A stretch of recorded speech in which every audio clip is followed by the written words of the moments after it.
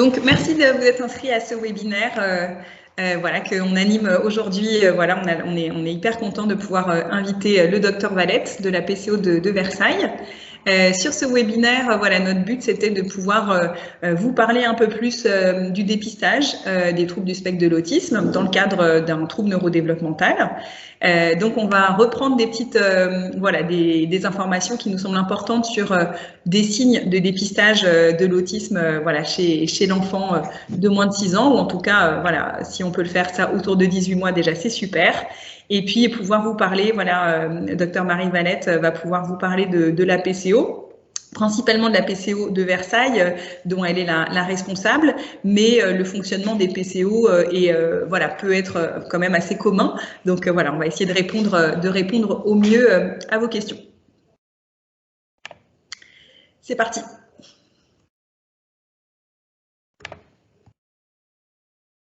Ok. Donc, un petit rappel, hein, les troubles du spectre de l'autisme sont considérés actuellement comme un trouble neurodéveloppemental plurifactoriel, mais voilà, en tout cas, quelque chose qui fait partie du développement de l'enfant, une manière qu'il va avoir de se développer. Il y a des facteurs de risque, voilà, qu'on a pu identifier au fil des années.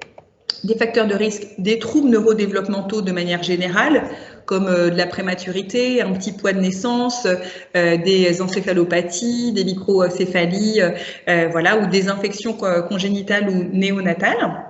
Et puis plus spécifiquement, on s'est aperçu qu'il y avait voilà, des facteurs de risque de troubles du spectre de l'autisme, voilà, qui sont pas du tout systématiques. Hein. Ça ne veut pas dire que voilà, un facteur de risque, ça ne veut pas dire que c'est quelque chose qu'on va forcément retrouver dans l'histoire du développement de l'enfant. Mais voilà, c'est pour avoir en tête quand vous faites une anamnèse, voilà, quand vous connaissez l'histoire des parents, voilà, des facteurs de risque qui peuvent peut-être étayer l'hypothèse. Ça va être l'âge avancé des parents, s'il y a d'autres enfants qui ont un trouble du spectre de l'autisme dans la fratrie, s'il y a une grossesse multiple, voilà, une exposition prénatale à un toxique, voilà, des traitements anti-épileptiques, la rubéole, certaines toxines, certains antidépresseurs, voilà, certains syndromes génétiques, voilà, sont des facteurs de risque pour présenter un trouble du spectre de l'autisme, le syndrome de Rett pour les petites filles, le syndrome de X fragile, Prader-Willi, Angelman, et puis l'exposition à certains pesticides. Ce qui est important de se dire, c'est que les troubles du spectre de l'autisme, c'est donc une dysocialie, c'est-à-dire que l'enfant ne va pas développer voilà, les outils d'interaction sociale qui se développent normalement naturellement sans qu'on ait pas grand-chose à faire. Et donc là, je vais vous rappeler un petit peu c'est quoi les prérequis cognitifs aux interactions, c'est-à-dire que font les bébés voilà, sans qu'on ait grand-chose à faire, qui vont faire tout naturellement, d'accord ? Donc, à partir de 3 mois, normalement, les bébés, déjà normalement beaucoup plus tôt, mais on en est vraiment sûr à partir de 3 mois, ils ont une préférence pour les stimuli sociaux dans leur environnement. Ils préfèrent les visages humains, voilà, deux petits points et puis un trait, voilà, comme un smiley. Ils préfèrent la voix humaine, ils préfèrent les mouvements humanoïdes, plus que les objets. On va s'apercevoir que les bébés avec un trouble du spectre de l'autisme, ils sont moins intéressés par les stimuli sociaux. À 6 mois, les enfants, ils commencent, à force d'observer les humains, ils vont comprendre ce qu'on appelle l'agentivité, c'est-à-dire qu'ils vont comprendre que quand maman se dirige vers moi, souvent elle va me prendre. Quand papa se dirige vers la cuisine, souvent il me ramène mon biberon. Voilà, donc ils vont commencer à faire des petites, voilà, ils observent toujours les êtres humains et ils vont faire des hypothèses. À partir de 9 mois, les enfants, ils ont normalement très envie d'être en attention partagée, donc de regarder des choses en même temps, de regarder des livres en même temps, de regarder voilà, une scène dans un parc avec leurs parents. Et le fait que les parents commentent ce qui se passe va aider au développement du langage réceptif. À 12 mois, ça c'est important de se rappeler de ce que c'est faire déjà un bébé tout petit. À 12 mois, l'enfant, il est capable juste d'utiliser la direction du regard pour comprendre ce que veut quelqu'un. Par exemple, voilà, il voit quelqu'un qui regarde un chocolat et il comprend, cette personne, elle a envie de prendre ce chocolat ou cette personne est intéressée par ce chocolat. À 12 mois se développe aussi ce qu'on appelle le pointage déclaratif ou impératif. Donc le pointage déclaratif, c'est les enfants qui pointent du doigt, comme sur cette photo, pour dire voilà, regarde, il y a un avion dans le ciel. Et ils savent pas dire cette phrase-là, mais en tout cas, ils ont compris que ce geste-là dirige l'attention de ses parents vers quelque chose. Le bébé, il comprend aussi que voilà, quand il pointe un objet qu'il veut ou quand il serre la main comme ça en même temps, voilà, que ça veut dire donne-moi. Donc voilà, il commence à mettre en place plein de choses pour créer une interaction sociale réciproque, communiquer alors qu'il ne sait pas encore bien parler. Et puis voilà, les choses se développent, on va voir voilà, rapidement, mais normalement les choses après continuent à se développer et ça va commencer à créer ce qu'on appelle de la théorie de l'esprit. Voilà, à 18 mois, les enfants ils s'imitent beaucoup, ils essaient de faire semblant de faire la même chose que papa et maman, voilà. Ils comprennent que quelqu'un qui a vu quelque chose, il sait ce qui s'est passé, ou il sait, voilà, quand on lui dit bah qui sait ce qu'il y a dans cette boîte, voilà, sur la petite image là, et ben l'enfant à 3 ans, il est capable de dire c'est Anne qui sait ce qu'il y a dans la boîte parce qu'il a vu, d'accord. À 3 ans, ils comprennent la prise de perspective, ils comprennent que s'ils veulent que quelqu'un voit ce qui les intéresse, il faut qu'ils tournent les objets. Donc voilà, donc vous voyez normalement, voilà, les choses se mettent en place par étapes. Voilà, on va passer rapidement là-dessus, mais c'est pour que vous ayez en tête tout ce que normalement, voilà, tout ce que les enfants vont apprendre de leur expérience sociale avec ces prérequis cognitifs aux interactions. À partir de 5 ans, voilà, les enfants vont être capables de faire des inférences et pouvoir faire ce qu'on appelle des fausses croyances, pouvoir se dire, bah, moi je sais que voilà, je sais qu'il y a quelque chose dans cette boîte, mais une personne qui n'était pas là ne peut pas savoir, donc elle va se tromper, voilà. Et puis ça continue comme ça à la fin, voilà, à 8 ans, voilà, on sait normalement, voilà, juste faire une inférence sur cette personne, elle a tel type de visage, ça veut dire telle émotion. Pourquoi? Parce que les enfants neurotypiques ont un intérêt restreint pour les interactions sociales et ils passent leur temps à regarder des visages humains, ils passent leur temps à regarder des humains en train de bouger, en train d'interagir, et donc ils engrangent un nombre très très important d'informations sociales. Bien sûr, il y a plein d'autres facteurs que ces prérequis cognitifs, d'accord. Voilà, il y a aussi la qualité de l'attachement, la qualité du parent à aider l'enfant à mentaliser, l'enseignement de règles sociales, le niveau de langage, le tempérament de l'enfant. Il y a plein d'autres facteurs qui aident le développement social, mais ça ne concerne pas un trouble du spectre de l'autisme. C'est-à-dire que dans un trouble du spectre de l'autisme, c'est les cognitions sociales qui sont, voilà, le programme de développement des cognitions sociales qui est touché. D'accord ? Voilà, donc l'autisme, voilà, pour un rappel, c'est quelque chose donc, qui va toucher vraiment principalement deux grands domaines de développement, l'interaction sociale réciproque et la communication sociale. Et en conséquence ou en parallèle, les personnes avec un trouble du spectre de l'autisme, les enfants, vont avoir des intérêts un peu plus restreints ou voilà, des intérêts que les neurotypiques vont dire hors normes, voilà, mais en tout cas voilà, avec un traitement aussi sensoriel particulier. Puisque, je vais vous expliquer après, les personnes avec un trouble du spectre de l'autisme voilà, sont moins intéressées par les interactions sociales et donc du coup, elles sont intéressées par plein d'autres choses dans leur environnement de vie. Les troubles du spectre de l'autisme, c'est un trouble qui est envahissant, voilà, c'est-à-dire que c'est pas un mécanisme de défense, c'est pas de la timidité, ça n'intervient pas à un moment donné, voilà, dans un milieu particulier. Non, c'est une manière d'être au monde, une manière de fonctionner qui est identique, quels que soient les milieux de vie de l'enfant. C'est une altération qui est qualitative, c'est-à-dire que c'est la qualité des outils d'interaction ou de communication qui est en jeu, mais c'est pas la quantité. Un enfant timide, par exemple, il fait pas beaucoup d'ouverture sociale, mais quand il les fait à ses proches, à des gens avec qui il est en sécurité, les outils sont de bonne qualité, d'accord ? Et l'autisme est voilà, on est avec un trouble du spectre de l'autisme, et donc voilà, c'est des troubles qui débutent avant 3 ans, et si on peut les dépister avant 3 ans, on va voir que c'est très aidant pour le développement de la personne et pour la qualité de la dyade parent-enfant. Donc, un petit rappel des choses que l'on va retrouver dans un trouble du spectre de l'autisme. une altération des interactions sociales, donc des personnes, des enfants qui vont ne pas comprendre la nécessité d'accorder son regard à l'autre pour entrer en interaction, en communication, une difficulté à interpréter et à exprimer les expressions du visage. Pourquoi? Parce que l'enfant ne regarde pas suffisamment les visages humains, il n'est pas attiré par ça, et du coup il encode moins, voilà, il y a moins de situations où il peut interpréter les visages humains.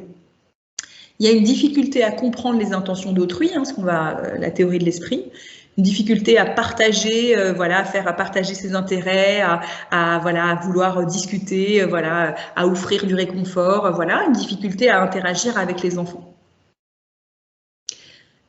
Il y a la communication réciproque qui est touchée aussi. Donc la communication, ce n'est pas que le langage. L'être humain, il communique aussi beaucoup par l'infraverbal, par des expressions du visage, par des gestes. Et pour une personne avec un trouble de spectre de l'autisme, c'est vraiment il y a comme une cécité, ils ne savent pas comment faire pour communiquer, pourquoi une personne va faire tel geste, pourquoi une personne hausse des épaules, quelle est la signification de quelqu'un qui fronce les sourcils. Parce que ils vont pas être attirés par ce genre d'informations. Et du coup, on observe souvent un retard de langage, pas de geste de communication pour compenser. Un enfant qui a juste un trouble du langage, une dysphasie par exemple, il va essayer de compenser en faisant des gestes, en pointant du doigt, donc, les enfants avec un trouble du spectre de l'autisme, très souvent, ils ont un retard dans l'apparition du pointage déclaratif. C'est des parents qui nous rapportent que leur enfant ne pointe jamais, à 18 mois, l'enfant ne pointe pas pour dire « Ah, regarde, il y a un avion », pour diriger leur attention vers quelque chose. Ils ne rapportent pas des choses au parc pour leur montrer des feuilles ou ce genre de choses-là. Ils ne créent pas d'attention partagée.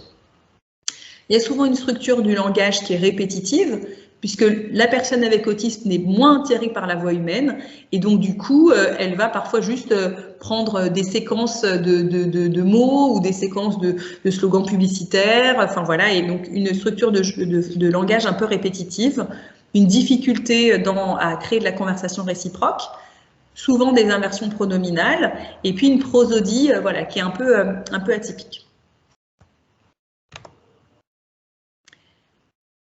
En parallèle, ce sont des personnes qui vont avoir d'autres centres d'intérêt que les interactions sociales, des choses qui parfois peuvent être un peu hors du commun, qui vont aimer que les choses soient très ritualisées parce que du coup ils prennent pas suffisamment d'informations, ils ne prêtent pas attention à ce qui est dit dans leur environnement, donc ils vont être un peu rigides parfois sur certaines routines. Ils peuvent détourner l'objet fonctionnel des objets, avoir du maniérisme moteur et puis une perception sensorielle inhabituelle. Ils ont aussi un style cognitif qui est particulier puisque ils vont être intéressés beaucoup plus par des détails, dans leur environnement, et donc ils vont être très fins pour analyser certains détails, donc un surfonctionnement perceptif, on appelle ça. Ils vont souvent avoir une mémoire très importante pour tout ce qui va être séquentiel, des mémoires de liste par exemple, ou des mémoires visuelles, donc des logos, des lettres, ce genre de choses-là. Et puis un haut niveau de systématisation, ils aiment détecter des lois, faire des ensembles. Donc en fait, on voit deux trajectoires de développement différentes. Des enfants, qu'on dit neurotypiques, qui eux ont un intérêt restreint pour les relations sociales, et donc qui cherchent beaucoup d'informations dans les relations sociales, et des enfants qui ont un trouble du spectre de l'autisme, qui eux vont s'intéresser à plein d'autres choses de l'environnement, des choses plus visuelles, sensorielles, en détail. Un petit rappel, maintenant on parle du DSM-5, on met les troubles du spectre de l'autisme depuis 2013 dans les troubles du spectre de l'autisme. On a enlevé toutes les catégorisations qu'il y avait avant, et c'est pour ça qu'on parle maintenant de spectre. Ce qui est important, c'est de se dire que c'est pas non plus le spectre, il n'est pas extensible. Faut éviter aussi l'espèce il y a eu tout un temps où il y avait beaucoup de diagnostics d'autisme. C'est pas parce qu'on a une petite difficulté d'interaction sociale qu'on est dans le champ de l'autisme. C'est pas le sujet d'aujourd'hui, mais c'était juste un petit aparté. Et donc pour rappel, l'autisme, TSA, il rentre dans les TND. Et donc il y a d'autres TND, des retards intellectuels, des déficits attentionnels, des troubles du langage, des troubles moteurs, des troubles des apprentissages. Et ces troubles ces TND qu'il faut pouvoir vraiment repérer très tôt, ont un impact sur les interactions familiales, sur la scolarité, sur l'épanouissement de la personne, et plus tôt on va pouvoir les dépister, et plus tôt on va pouvoir accompagner l'enfant et sa famille. Donc là, vous allez me dire, bon, bah voilà, nous, on veut savoir comment est-ce qu'on dépiste l'autisme, donc on y vient. Donc là, on va parler vraiment de la démarche de dépistage pour que vous, professionnels voilà, de santé en première ligne, vous puissiez, comment dire, voilà, savoir quoi identifier et orienter après vers des équipes qui vont faire une évaluation diagnostique. Pour rappel, il n'y a aucun signe spécifique de l'autisme. Ce qu'on va chercher à comprendre, c'est la trajectoire développementale. Ce qu'on veut essayer de comprendre, c'est comment se sont développées les cognitions sociales, voilà, comment s'est développé le développement de manière générale, pour voilà, comprendre quelle est la nature de la difficulté de cet enfant. La première année, de 0 à 1 an, il n'y a pas de signe spécifique d'un trouble du spectre de l'autisme. Il y a des signes qui peuvent nous indiquer qu'il y a un trouble neurodéveloppemental, voilà, une hypotonie, une hypersensibilité, des enfants très irritables, des enfants qui sont voilà, qui peut-être déjà accordent pas beaucoup leur regard, mais c'est pas spécifique d'un trouble du spectre de l'autisme. Pour autant, ça doit nous interpeller et on doit suivre, voilà, on doit voilà, faire attention. La deuxième année, donc de 12 à 24 mois, il y a des signes qui sont un peu plus inquiétants. L'absence de babillage, c'est-à-dire un enfant qui ne cherche pas à nous raconter des choses en disant n'importe quoi, en disant ah bah daboudou, adoudadou, enfin voilà, un enfant qui ne cherche pas à vocaliser de manière dirigée vers son parent, vers un professionnel, qui ne fait pas de gestes sociaux de type pointer du doigt, tendre les bras pour qu'on le prenne dans les bras, voilà, repousser avec sa main. Un enfant qui à 12 mois ne parvient pas à faire ça, ça doit nous préoccuper. Des enfants qui à 18 mois ne produisent aucun mot, ça doit nous préoccuper. C'est pas forcément de l'autisme, mais voilà, c'est déjà un décalage par rapport à ce qui est attendu.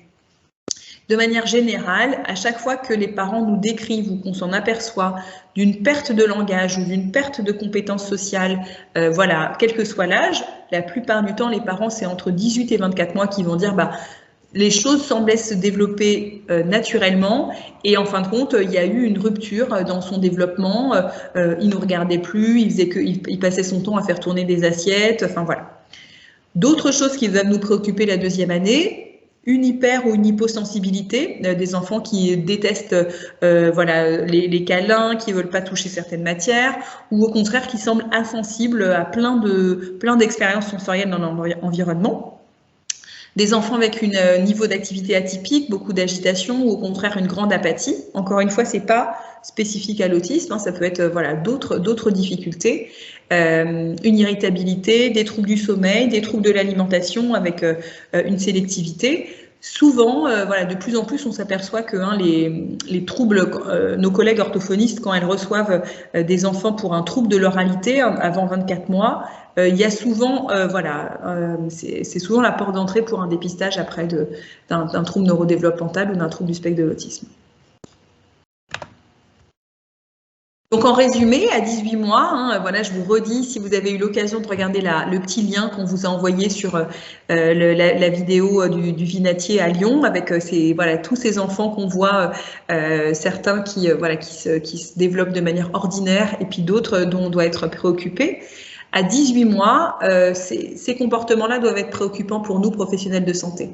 Un enfant qui ne se retourne pas à l'appel de son prénom, qui ne semble pas avoir conscience que quand on dit Mathéo, ça veut dire Mathéo, retourne-toi, d'accord?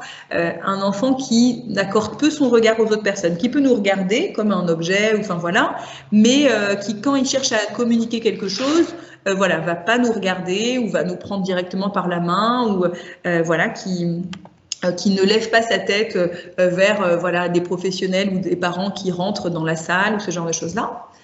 Un enfant qui ne suit pas notre pointage du doigt ou du regard à 18 mois, alors que ça devrait être voilà, déjà automatisé. Donc, c'est-à-dire que quand on pointe du doigt voilà, quelque chose dans notre salle, en haut, qui ne suit pas notre doigt, voilà, qui ne se dit pas, tiens, ça, ils sont en train de m'indiquer quelque chose.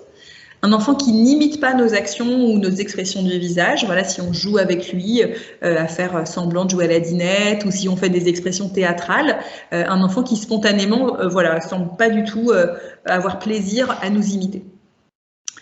De la même manière, un enfant qui ne participe pas à des jeux de tour de rôle de type caché-coucou, tout ce qu'on va appeler les routines socio-sensorielles, qui sont fondamentaux pour les petits DOM pour développer les outils d'interaction sociale.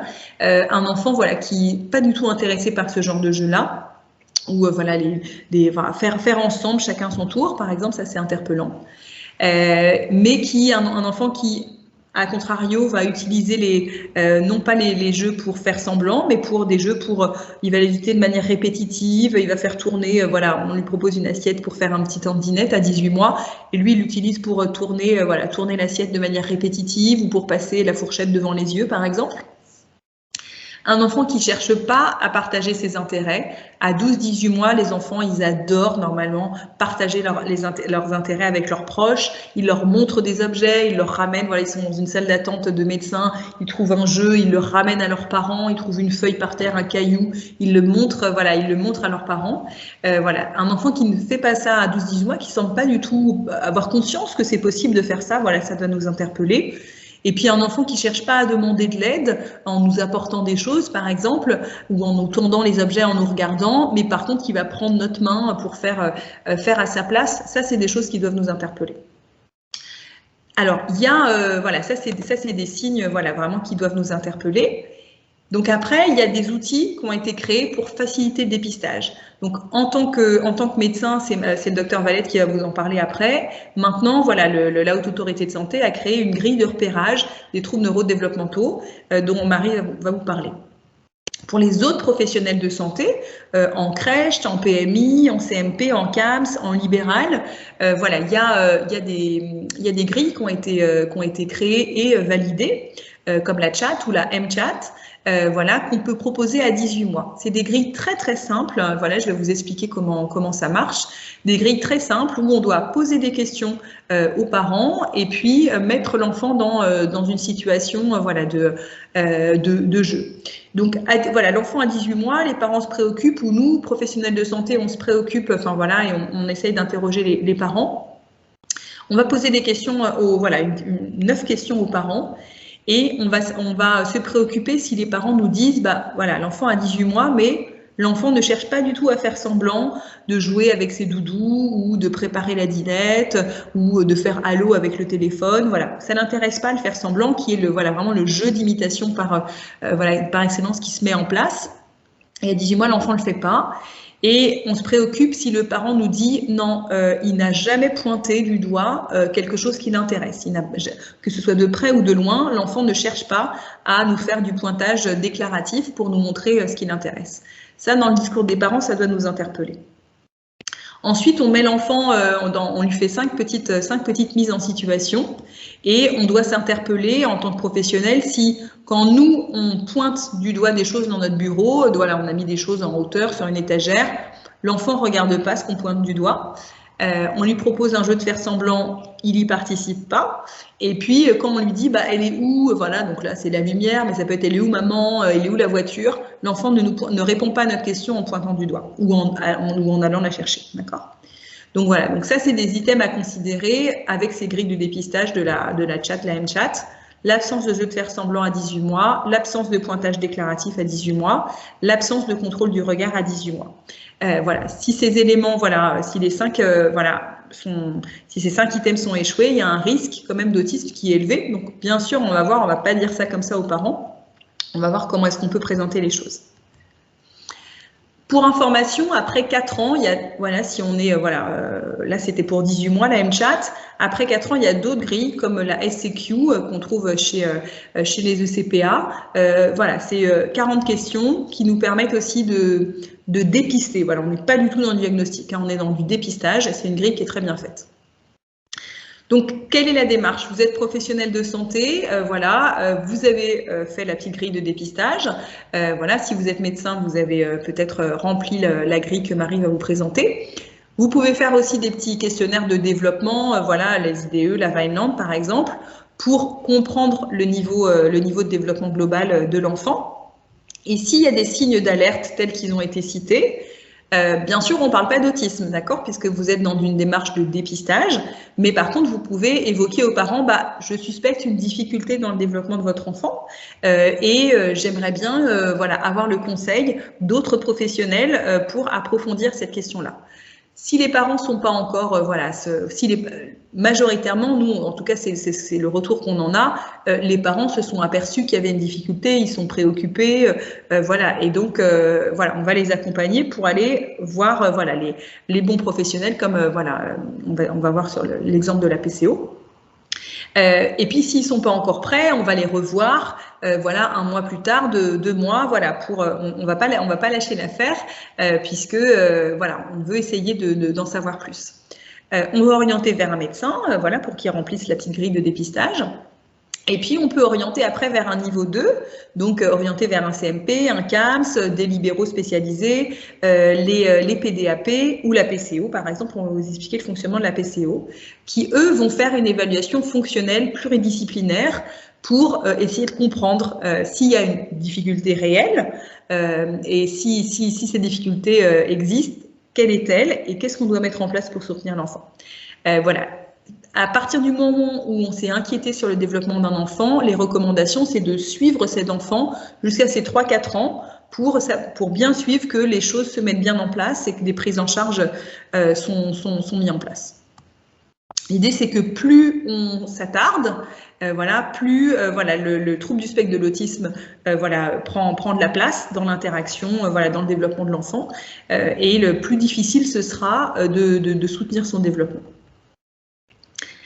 L'idée, c'est aussi de se dire que voilà, un autre schéma de Mario Speranza, voilà, pour plus l'enfant est en difficulté dans les interactions sociales, moins il a d'interactions sociales, et il y a un cercle vicieux comme ça qui va se mettre en place, et les prises en charge vont pouvoir aider à rompre ce cercle vicieux.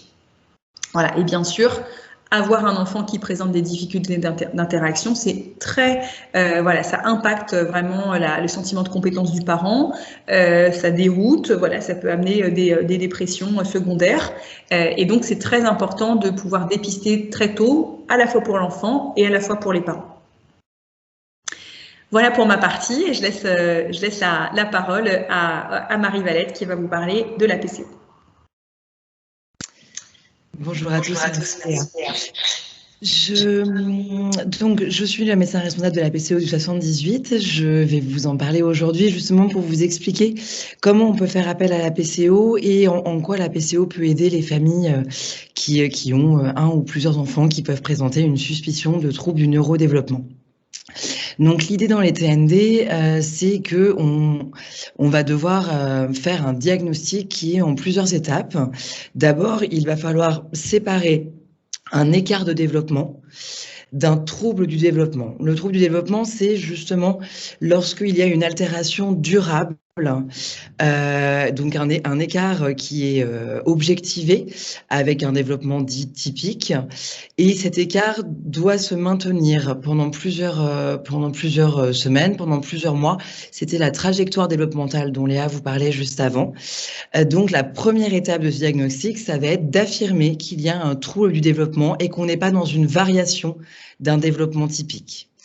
La deuxième étape de ce diagnostic, c'est catégoriser, donc préciser quel type de TND, puisqu'on sait que si on a un trouble du neurodéveloppement, il va falloir que nous allions rechercher tous les autres troubles du neurodéveloppement, puisqu'ils peuvent être associés de façon plus fréquente. La troisième étape, c'est le diagnostic fonctionnel.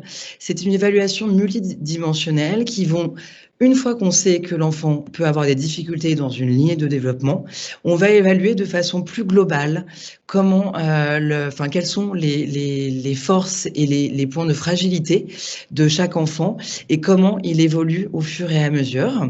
C'est le diagnostic fonctionnel. Et le diagnostic étiologique, c'est lorsqu'on diagnostique un trouble du neurodéveloppement, particulièrement dans les troubles du spectre de l'autisme. Aujourd'hui, les recommandations de bonne pratique sont de proposer une consultation spécialisée en neuropédiatrie, et éventuellement des bilans génétiques, des imageries cérébrales, etc. Donc, ce sont toutes les étapes du diagnostic des troubles du neurodéveloppement. Alors, l'importance du dépistage précoce, Léa vous en a parlé. Plusieurs troubles peuvent s'observer simultanément. Une fois qu'on a une inquiétude quant à un trouble, on va aller chercher dans les autres lignées de développement, avec l'idée aussi que chez l'enfant de moins de 2 ans, un trouble du neurodéveloppement sévère, que ce soit par exemple un trouble du spectre de l'autisme ou une déficience intellectuelle, peut se présenter non pas comme un retard simple de la un retard dans la socialisation uniquement, mais comme un retard global des acquisitions. Alors, en tant que médecin, on vous en parlait juste avant, il a été créé en 2019 un outil, donc développé par un collège d'experts autour du développement de l'enfant, qui va permettre de détecter les signes d'un développement inhabituel chez les enfants de moins de 7 ans. Donc, ce guide, donc on l'appelle le guide TND, a pour but d'être rempli par les médecins, donc les médecins généralistes, les pédiatres, les médecins de PMI, qui ont une inquiétude quant au développement d'un de leurs patients, de concert évidemment avec les parents, et il a pour but d'aider en fait au repérage dans chacune des lignées de développement des particularités de l'enfant. Donc il se met il a une vocation d'être facile à remplir lors d'une consultation, et il ressemble aux items du carnet de santé, en fait des évaluations du carnet de santé que les médecins qui s'occupent des enfants peuvent remplir. Donc il y a plusieurs grilles entre 0 et 6 ans. Donc ce sont en fait à la PCO, nous accueillons des enfants entre 0 et 7 ans, enfin jusqu'à la veille des 7 ans. Et donc ces grilles vont avoir des critères différents selon si on est sur la petite enfance ou un enfant un peu plus grand. Donc le médecin doit évaluer de façon globale le développement de l'enfant dans plusieurs lignées: la motricité globale, la motricité fine, la socialisation, le langage, et quand l'enfant est plus grand, sur des aspects cognitifs également. Et donc on évalue ce développement lors d'une consultation qui prend un peu de temps, puisqu'il y a toute l'anamnèse médicale aussi et la discussion avec les parents. L'inquiétude des parents doit toujours être au centre de cet entretien, puisque ce sont souvent eux les premiers qui peuvent décrire des difficultés, ou en tout cas des particularités qu'ils auraient repérées chez leurs enfants.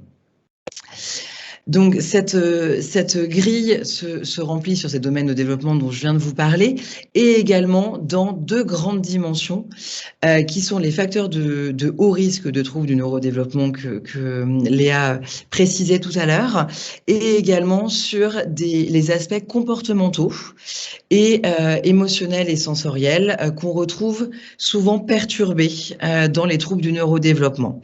Donc pour tous les âges, entre 6 mois et 6 ans, le médecin remplira ces 2 dimensions transversales, et à chaque âge, il y a une grille, donc à 6 mois, 12 mois, 18 mois, 36 mois, etc. jusqu'à 6 ans. Et là, je vais vous présenter très très rapidement la grille qui correspond à l'âge de 18 mois, pour que vous puissiez avoir une idée de comment ça se remplit. Donc, on a justement en fait des items, ça se remplit rapidement, 2 à 3 items par catégorie, donc dans les grands domaines: motricité globale, fine, langage oral, et comme vous pouvez le voir sur la question des TSA, également la question de la socialisation qui est interrogée à chaque âge de vie. Si on revient juste avant, il y a également des grilles, donc pour tous les âges, autour des profils sensoriels. Par exemple, l'hyper-réactivité ou sensibilité aux stimuli sensoriels, au son, aux stimuli visuels, aux stimuli en lien avec l'oralité, avec les textures, et également ce qu'on appelle les stéréotypies dans les TSA, qui sont des mouvements répétitifs qu'on peut en fait repérer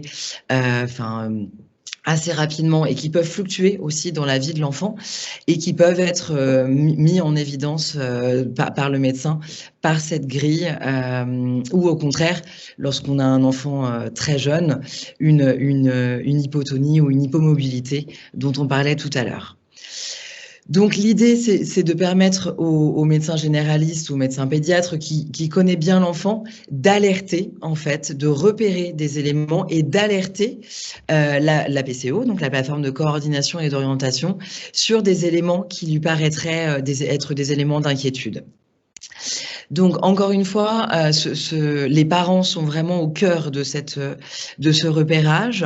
Le médecin se doit d'être à l'écoute de l'inquiétude parentale et doit pouvoir, en fait, la relayer donc à la PCO qui, elle, va pouvoir en fait, aider la famille et l'enfant à se repérer parmi les acteurs de soins, parce que ça peut être source de beaucoup de confusion et de nomadisme, comme on dit, puisqu'il y a plein de structures différentes, des critères d'admission dans ces structures qui peuvent être parfois pas très clairs pour les familles. Et donc, l'idée de la PCO, c'est justement de coordonner et d'orienter le parcours de l'enfant. Alors, dans l'idée des TSA, mais pas que, dans l'idée des TND de façon plus globale. Et donc, la PCO va pouvoir accueillir cet enfant et cette demande de la part de la famille et du médecin et pouvoir passer le relais donc vers les structures qu'on dit de seconde ligne, avec l'idée d'un axe de simplifier en fait l'accès au diagnostic. Donc, la seconde ligne pour les diagnostics qui sont plutôt pour les TSA qu'on dit typiques, avec des bilans qui seront d'accès plus rapide, et réserver la troisième ligne, qui sont le centre ressources autisme, les unités d'évaluation spécialisées, pour les cas complexes. Et donc, plutôt que de multiplier en fait les demandes, eh bien, ça va être se concentrer sur la demande la plus pertinente devant le profil de l'enfant qui est reçu à la PCO. Alors, pour expliquer un petit peu quels sont ces niveaux, justement, parce parfois il est difficile de s'y retrouver. Le niveau 1, on considère que ce sont les professionnels qui vont faire le repérage des troubles du neurodéveloppement et donc des TSA. Les professionnels de la petite enfance peuvent alerter à la crèche sur un enfant qui n'aurait pas acquis les prérequis de communication dont on vous parlait tout à l'heure et qui serait peut-être isolé des pairs. Et donc, les professionnels vont pouvoir faire le lien avec le médecin de la crèche qui pourra recevoir la famille, etc. Cela peut être également les médecins de famille, les pédiatres, les médecins de PMI qui voient beaucoup d'enfants très jeunes et aussi les médecins de l'éducation nationale qui vont être alertés à l'entrée à l'école, donc dès la petite section parfois, sur des particularités de développement des enfants. Le niveau 2, ce sont des structures qui vont soit être en charge du diagnostic des troubles du spectre de l'autisme, soit en charge des prises en charge. Donc, il existe les CAMS qui voient les enfants entre 0 et 6 ans, les CMP qui les voient dès la naissance jusqu'à plus tard, les CMPP également, voire les établissements médico-sociaux qui peuvent prendre en charge de façon spécialisée pour certains les enfants avec autisme et des réseaux de professionnels libéraux sur lesquels nous pouvons nous appuyer.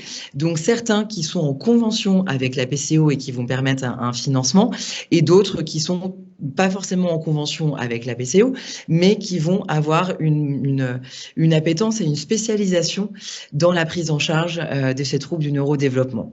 On peut également orienter vers les plateformes de diagnostic d'autisme de proximité, les PDAP, qui sont au cœur du diagnostic d'autisme pour les enfants entre 0 et 6 ans. On peut également orienter vers le niveau 3. Donc là, on est sur une demande de diagnostic plus complexe, voire ce qu'on appelle un avis d'expertise, où lorsque dans le niveau 2, où nous avons du mal à trancher sur un cas complexe, sur des intrications somatiques, sur des intrications de plusieurs TND, etc. On peut faire appel au niveau 3, qui a une surspécialisation avec des équipes pluridisciplinaires, des bilans plus longs, mais qui a aussi malheureusement une liste d'attente qui est plus longue également. Et ce niveau 3 va venir en appui du niveau 1, du niveau 2, pour former au quotidien les professionnels sur la question des TSA et des TND de façon plus générale. Alors, la PCO la PCO dans les Yvelines, en fait, elle reçoit donc des dossiers d'enfants. Donc le dossier, il est constitué de 2 documents. Le guide TND qui est rempli par le médecin que je vous ai présenté juste avant et une fiche famille aussi que les parents remplissent avec des données plutôt administratives, où est-ce qu'on habite, où est-ce que l'enfant est scolarisé, s'il est, est-ce qu'il a des frères et sœurs, etc. Mais aussi des données plus cliniques qui nous intéressent autour du développement et surtout des difficultés que les parents pourraient avoir au quotidien sur le sommeil, sur l'alimentation, sur les relations avec leurs enfants, avec leurs enfants parce qu'on imagine l'enfant dans sa fratrie, etc. Ce dossier nous est adressé par la famille la plupart du temps ou par le médecin. Nous le traitons par ce qu'on appelle une commission et ensuite, il pourra être proposé plusieurs parcours à l'enfant, des parcours plutôt d'orientation vers les structures dont je viens de vous parler, de niveau 2 et de niveau 3, ou d'une orientation vers les partenaires libéraux. Parfois, il y a des consultations à la PCO, mais c'est pas systématique. Et on va coordonner ensuite le projet de soins, donc en accord avec les parents et en accord avec le médecin aussi, en lien surtout avec le médecin qui nous a adressé l'enfant.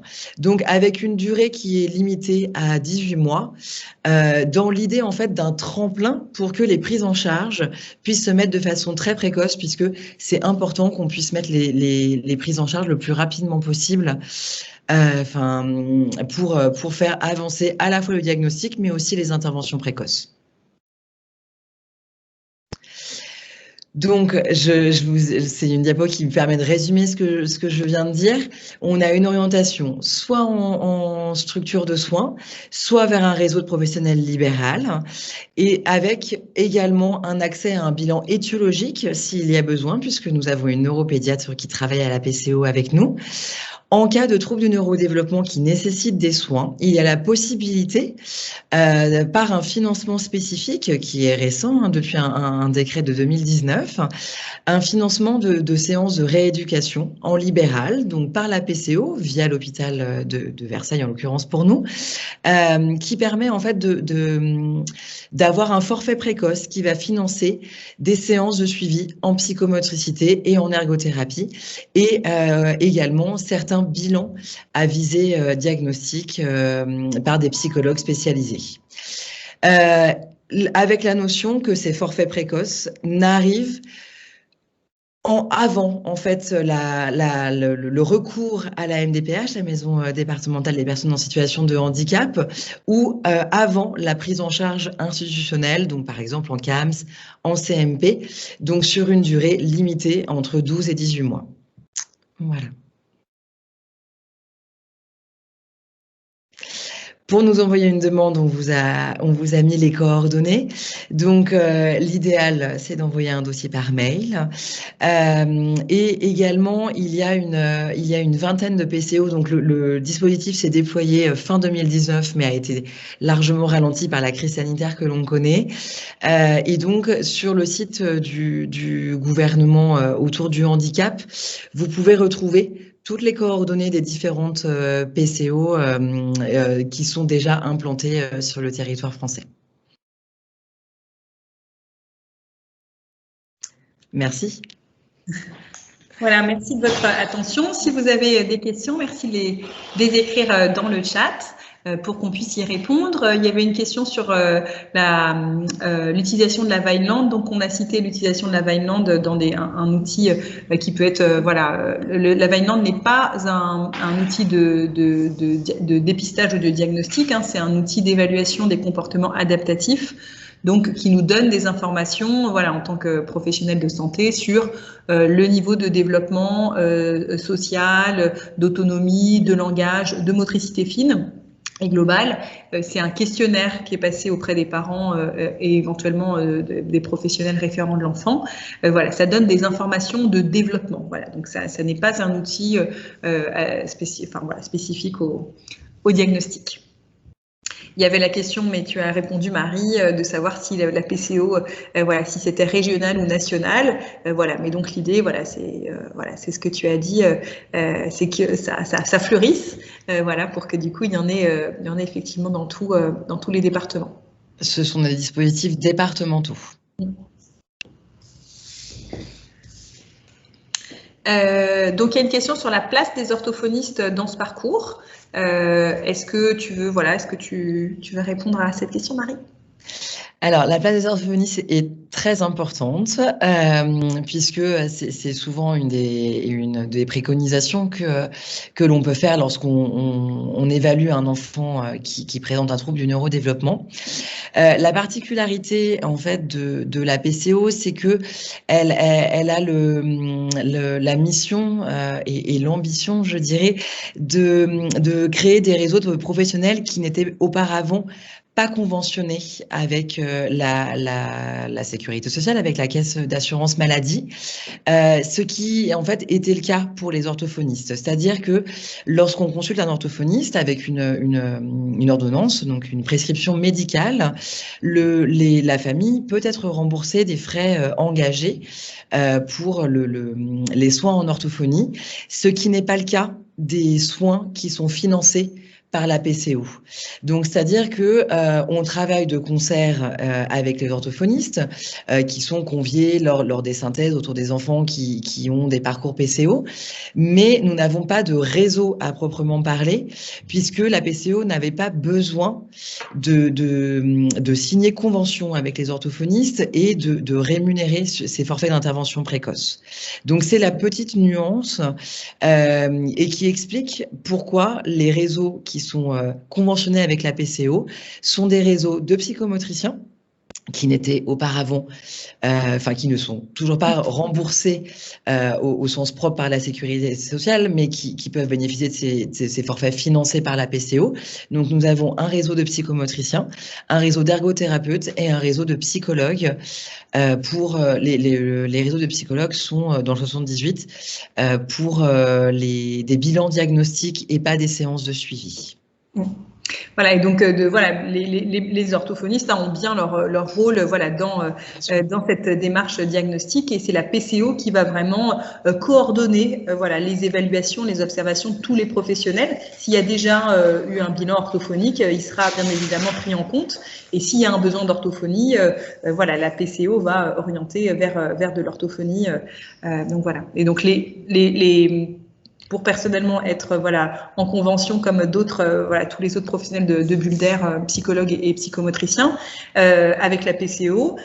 En fin de compte, quand la PCO nous adresse un bilan, elle nous dit on aimerait que vous puissiez rencontrer rapidement cet enfant. On effectue le bilan et ensuite, c'est la PCO qui va facturer le bilan.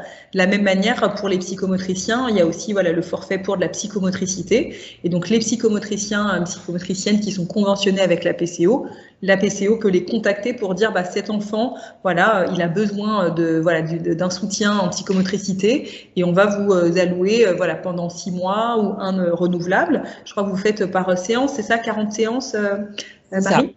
Ouais. C'est ça, exactement. Et du coup, tous les 3 mois, les professionnels vont envoyer leur facture de prise en charge à la PCO pour pouvoir être rémunérés par la suite. Et donc, les parents ne déboursent pas d'argent, contrairement à la MDPH, où la MDPH donne un forfait. Et c'est les parents qui payent. Là, pour les bilans et les prises en charge, ce sont les professionnels qui envoient leur facture à la PCO. Il y a une question, on a encore le temps pour 2 questions, je pense. Il y a la question de quelqu'un qui dit il n'y a pas de PCO dans le Val-de-Marne. Effectivement, en Ile-de-France, il n'y en a que 3, c'est ça, Paris 15e et Gonesse. Et le 77 aussi, qui est en train de se déployer. Et pour le 94, c'est en bonne voie. Donc patientez encore. Cette semaine, c'est en bonne voie. Ah bah super. Mais il est vrai qu'il y a vraiment, ce sont des dispositifs qui sont assez compliqués à mettre en place sur les structures de sanitaires. Il y a vraiment eu, à Versailles, nous sommes déployés en novembre 2019.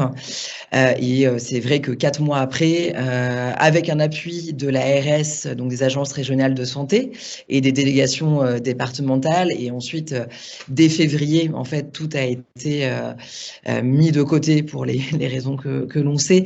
Donc, mais les choses, en tout cas, en Île-de-France, pour le 94 et le 92 aussi, sont en cours de déploiement. Alors, la temporalité, je ne la connais malheureusement pas, mais c'est en cours.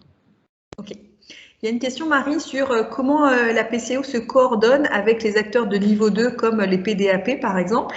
Est-ce que les familles passent par font plusieurs choses à la suite, ou est-ce que c'est en même temps? Comment ça se passe avec les PDAP?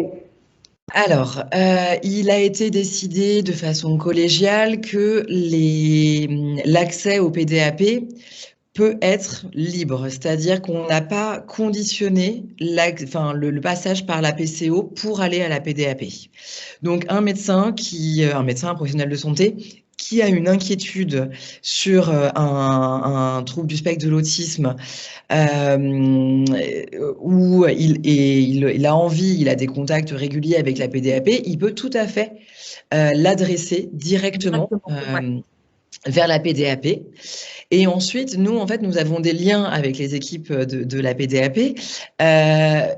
Quand il y a besoin, l'enfant, une fois qu'il aura eu son bilan à la PDAP, il va être rebasculé sur la PCO, par exemple, pour coordonner le parcours de soins et déclencher des forfaits d'intervention précoce. Et inversement, en fait, un enfant peut passer par la PCO et nous pouvons l'adresser à la PDAP d'une façon directe, évidemment, avec l'idée, en fait, que l'on n'adresse pas à la PDAP une famille avec qui on n'a pas abordé la question du développement, avec qui on n'a pas abordé la question que on s'inquiète sur le développement de leur enfant. La PCO peut aussi venir en renfort à ce moment-là, c'est-à-dire par son évaluation développementale globale, on peut aussi accompagner les parents dans ce chemin vers le diagnostic qui peut à la fois être difficile pour se repérer, mais aussi à la fois être douloureux sur le plan affectif. Donc, on a vraiment ces allers-retours qui sont, en tout cas, je parle bien sûr pour le 78, qui sont très faciles, à la fois avec la PDAP des Yvelines Nord et à la fois avec le dispositif pour les Yvelines Sud qui est aussi porté en fait par notre service, donc ce qui facilite grandement les liens, bien sûr. Donc, il peut y avoir un adressage direct ou un adressage par la PCO, ça reviendra au même. Après, il y a des questions du coup sur la question de l'adressage à la PCO. Voilà, est-ce que par exemple une orthophoniste seule ou une équipe de crèche qui n'a pas de médecin peut adresser une demande? Alors, la condition pour que l'enfant accède à la PCO, c'est que le guide TND que je vous ai présenté soit rempli. Ça, c'est les ARS qui ont tranché et c'est la condition. Évidemment, on travaille en bonne intelligence. C'est arrivé plusieurs fois que des professions paramédicales ou des professionnels de petite enfance nous alertent et nous demandent de les aider en fait à accéder à la PCO. C'est faisable. Le guide TND peut être rempli par un médecin généraliste. Donc c'est vrai qu'il est assez facile pour des professionnels. Ou par le pédiatre de l'enfant peut-être. Exactement, ça peut être le médecin généraliste ou le pédiatre de l'enfant qui remplit le guide. Et si il est en difficulté pour le faire parce que c'est pas sa pratique habituelle, parce que ça peut aussi être un peu inquiétant pour le médecin de se dire mais est-ce que je réponds correctement aux questions? Est-ce que l'enfant va pouvoir accéder? Nous, évidemment, on peut aussi accompagner le médecin dans le remplissage de ce guide. À chaque fois, ça s'est plutôt bien passé. L'enfant peut accéder à la PCO assez rapidement. Donc, il ne faut pas hésiter lorsqu'on est professionnel de santé et qu'on n'est pas médecin, donc on ne peut pas remplir ce guide. Il ne faut pas hésiter à adresser la famille au médecin traitant voire faire un lien avec le médecin traitant si la famille est d'accord, évidemment, pour accompagner en fait à l'adressage à la PCO. Donc il y a cette question, voilà, comme on a dit aussi tout à l'heure, hein, de quand on accompagne vous professionnels de proximité, quand vous accompagnez les parents, hein, voilà, vous évoquez une suspicion de difficulté, voilà, de développement. Quand vous dites aux parents, on a certaines préoccupations, peut-être que c'est eux qui vous les ont amenés, voilà, de prime abord, mais de pouvoir dire, on aimerait bien, voilà, vous accompagner pour aller rencontrer par exemple la PCO, qui peut donner son avis ou vous aider à comprendre la difficulté de développement. Pour ça, il faudrait qu'il y ait un médecin qui remplisse la grille. Donc l'idée, c'est de bien. Ce qui est très important, c'est que les parents soient au courant que la démarche qui va advenir, c'est une démarche de dépistage et d'évaluation. Encore, on leur dit pas genre allez voir, peut-être ça pourrait être bien pour vous. Non, quand même, on les prépare. Soit ils se sont eux-mêmes préparés au fait que voilà, ils sont inquiets. Mais donc il faut pouvoir Après, il y a une question, comment dire, on va prendre 2 autres questions, puis après on va s'arrêter là. Il y a certains qui ont demandé, mais est-ce que c'est que les niveaux 3 qui posent des diagnostics? Alors non, l'idée c'est justement que le niveau 2 pose des diagnostics. Alors à la PCO, on ne pose pas de diagnostic. On fait une évaluation de la trajectoire développementale de l'enfant pour justement mieux comprendre le profil de l'enfant pour l'orienter au mieux, en fin de compte. Le diagnostic est faisable dans les structures de niveau 2, que ce soit dans les CAMS, dans les CMP, dans les CMPP, etc. Ça dépend évidemment des ressources territoriales, mais ce diagnostic de trouble du spectre de l'autisme peut être fait dans ces structures-là. Et les plateformes de diagnostic d'autisme de proximité sont considérées comme des niveaux 2 également. Donc, bien sûr, on connaît souvent le niveau 3, qui sont les grands centres diagnostiques, ce qu'on appelle les CRA, les centres ressources autisme.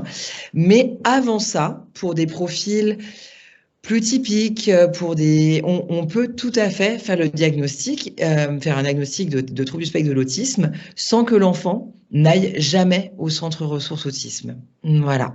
On va solliciter le centre ressources autisme pour des cas complexes.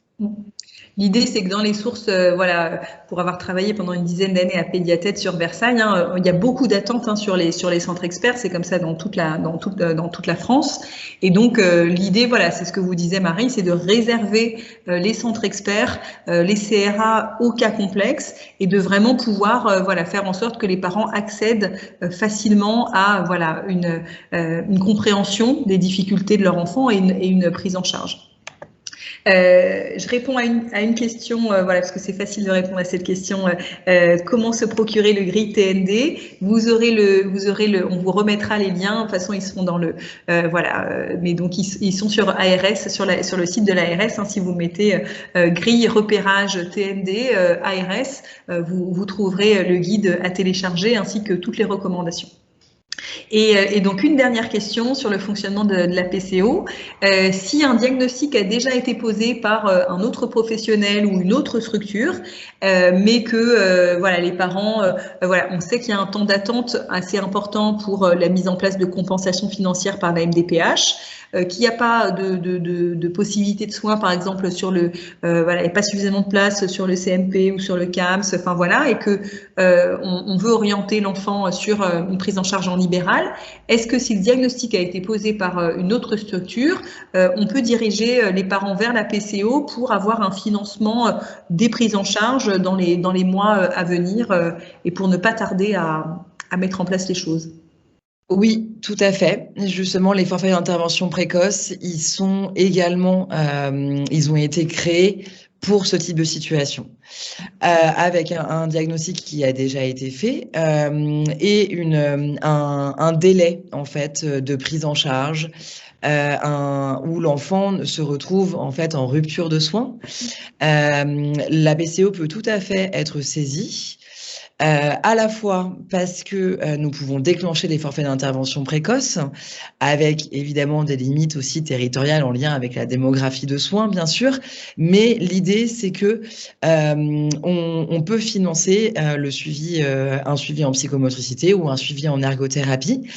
Et on peut également guider les parents dans la grande question. Maintenant, mon enfant a eu un diagnostic. Que fais-je?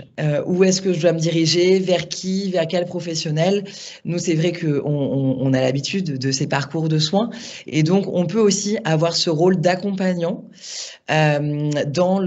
après l'annonce diagnostique, même si elle a été faite par d'autres professionnels, hein, bien sûr, d'accompagnement. Alors, c'est sur des temps de consultation assez réduits. Ça va être 1, 2, 3 consultations avec des psychologues spécialisés dans le développement, mais qui vont permettre quand même de poser des bases pour que les parents, les familles se saisissent des parcours de soins et se repèrent aussi beaucoup mieux parmi ces systèmes qui sont très connus pour nous, mais qui peuvent être aussi assez obscurs pour les familles, dans des moments, encore une fois, qui peuvent être aussi difficiles à vivre, de se retrouver tout seul avec ce diagnostic. La PCO peut faire cet accompagnement-là. Super. Eh ben, merci beaucoup Marie pour toutes ces informations. On espère que ça a répondu à une grande majorité de questions.